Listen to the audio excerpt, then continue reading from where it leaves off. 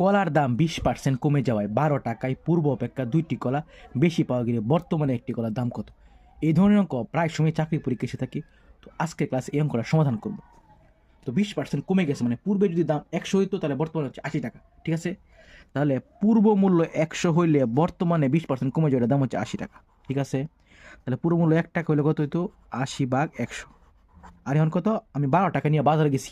তাহলে আমি এখন যদি 12 টাকা হয়, মানে পুরো মূল্য যদি 12 টাকা হয়, পুরো মূল্য 12 টাকা হইলে কত হবে? 80 × 12/100। তো 20 দিয়ে ভাগ করবো 4, 20 দিয়ে ভাগ করবো 5, মানে কত? 4/48 টাকা। মানে পূর্বে যেটা মূল্য 12 টাকা, বর্তমানে এটার মূল্য 48/5 টাকা, ঠিক আছে? তো পূর্বে মূল্য যদি 12 টাকা হইতো, এখন এটার দাম হচ্ছে 48/5 টাকা। তার মানে কত কমছে? কত কমছে? তো এটা আমি মাইনাস করে বের করবো। 12 - 48/5, 5 লসাগু 5 এবং 60 - 48, মানে কি 12/5 টাকা। মানে 12/5 টাকা কি কমছে দাম। এই কমাতে এই 12/5 টাকা আমি কি 2টি কলা বেশি পাইছি, ঠিক আছে? তাহলে এই দুইটার মূল্য দুইটার মূল্য কত? 12/5 টাকা। পূর্বে যদি আমার 12 টাকা লাগতো, তাহলে এখন আমার বর্তমানে লাগে 48/5 টাকা।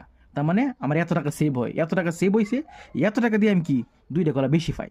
তাহলে 2টা কলার মূল্য 12/5 টাকা, তাহলে একটা মূল্য কত হবে? ভাগ 5 × 2, মানে 2 গিয়ে নিচে ভাগ হবে, ঠিক আছে?